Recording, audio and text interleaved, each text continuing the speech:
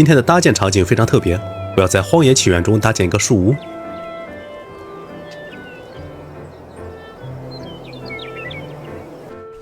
这个世界有很多的怪，住在地上肯定是不安全的，所以搭建一个树屋就是非常合适的选择。住在树上边，这些怪就摸不着我了。先来观望观望，看下哪棵树比较适合做家。这3棵树就挨得很近，感觉非常可以，就把家做在这儿吧。先来把我的家给搬过来。OK， 周围的怪我也清理的差不多了，那就开始做家。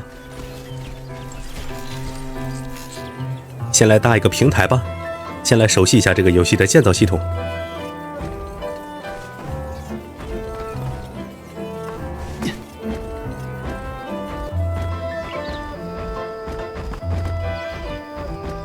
感觉还是挺简单的，有这几个树来支撑，也不会塌下去。那就先来搭一个屋子练下手吧。主体做的差不多之后，再来给它做一下装修。先来用横梁给它加一个棚子，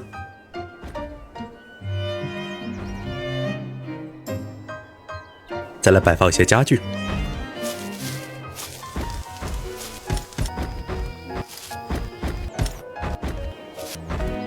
那这间房子就作为是我的工作室吧。接下来还要再做2间，做一下我的卧室，还有厨房。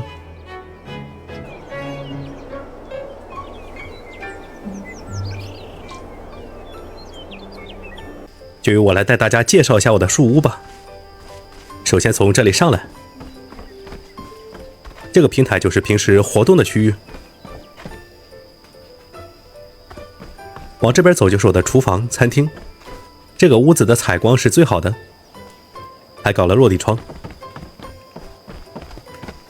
往这边走就是我的工作室了，里边主要摆放的是些合成工具，还有箱子。接下来就是我的卧室了，它在最高的一个位置上。走这边上来就是，要拐好几个弯。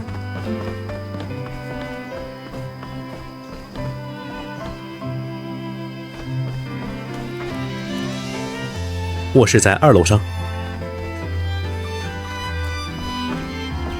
还放了浴缸，洗完澡就可以睡觉。